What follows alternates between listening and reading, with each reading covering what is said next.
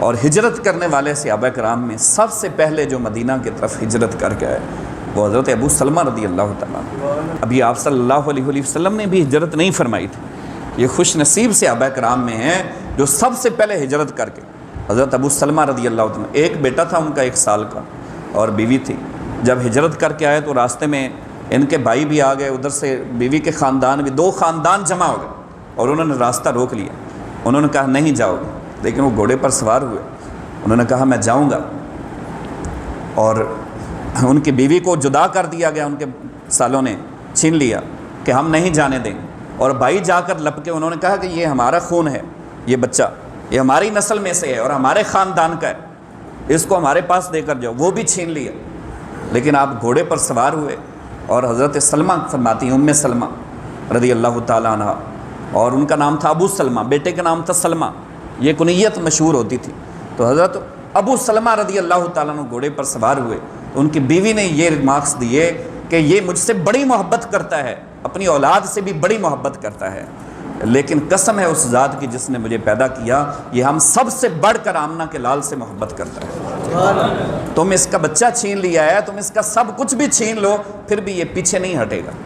اور 550 کلومیٹر کا راستہ ہے، کوئی کم و بیش 550 کلومیٹر کا راستہ، آج تو سڑکیں بنی ہوئی ہیں، اور کیسے جو ہے وہ اس وقت راستے ہوتے تھے، پہاڑی راستے ہوتے تھے۔ پورے راستے میں حضرت ابو سلمہ فرماتے ہیں کہ ایک بار بھی میں نے پیچھے مڑ کر نہیں دیکھا۔ مدینہ منورہ پہنچے، 1 سال گزر گیا پورا، اور سال گزر جانے کے بعد پھر ترس آیا آپ کے ایک بھائی کو،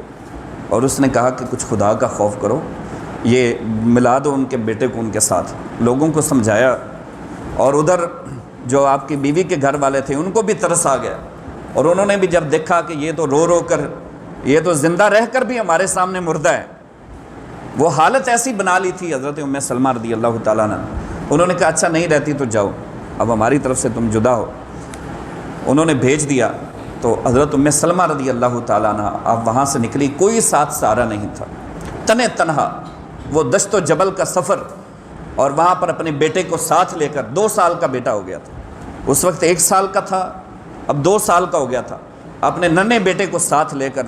اس سفر میں جب نکلی تو اللہ تبارک و تعالیٰ نے راستے میں سبب پیدا کر دیا۔ حضرت عثمان بن مظعون رضی اللہ تعالیٰ عنہ کے ساتھ ان کی ملاقات ہو گئی، اور انہوں نے ان کو پورا راستہ پھر مدینہ منورہ پہنچایا۔ یہ اللہ نے سبب پیدا کیا ان کے لیے، اور فرماتی ہیں کہ میں ان کا جو ہے ان کا احسان نہیں بھلا سکتی زندگی بھر،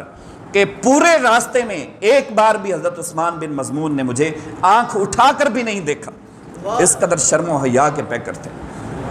سارا راستہ ایک بار بھی، کہتے ہیں جب کھانا کھانا ہوتا راستے میں تو وہ دور کھانا رکھ کر وہاں سے دور چلے جاتے، اور میں وہاں پر جا کر کھانا کھا لیا کرتی تھی۔ تو اس قدر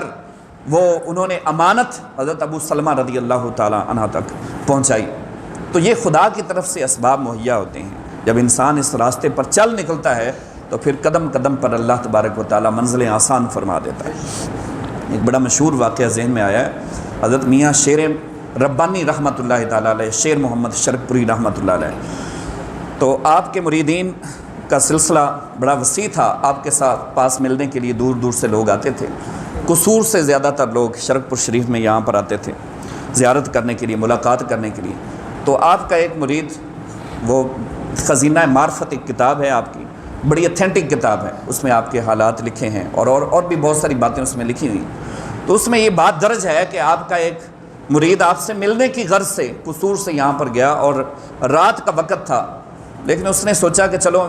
تڑپ زیادہ تھی، کچھ طلب زیادہ تھی، تو رات کے وقت ہی نکل پڑا۔ اب راستہ سنسان تھا، اور راستے میں کافی خوف و خطرہ ایک دم سے لاحق ہوا، لیکن اچانک یوں محسوس ہوا کہ جیسے کسی نے ہاتھ پکڑا ہے، اور ہاتھ پکڑ کے ساتھ ساتھ جو ہے وہ مجھے بھگا رہا ہے۔ تو الغرض بے خوف و خطر جب میں وہاں پر پہنچا، اور جب آپ کے کمرے میں داخل ہوا تو ہلکی ہلکی میں نے دیکھا کہ وہاں پر مٹی پڑی ہوئی تھی،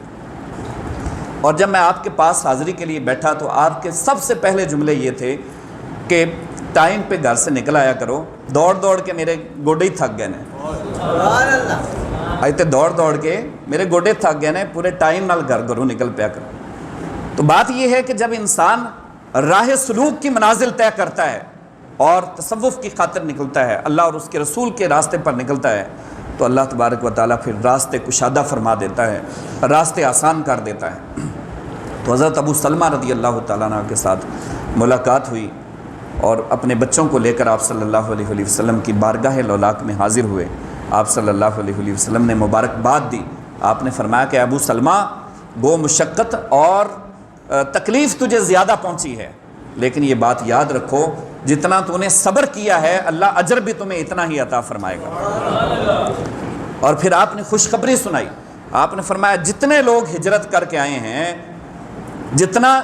تمام مہاجرین کا اجر ہے، ان تمام مہاجرین کے برابر تمہیں اللہ تبارک و تعالیٰ اجر عطا فرمائے گا۔ اور ایک مہاجر کا پتہ قرآن میں کتنا اجر بیان ہوا ہے۔ اللہ نے فرمایا وہ لوگ جو ایمان لائے اور جنہوں نے ہجرت کی، اولئک لہم درجات عند ربہم ومغفرۃ ورزق کریم، ان کے لیے ان کے پروردگار کے ہاں بڑے بڑے درجے ہیں، بخشش ہے اور عزت کی روزی ہے۔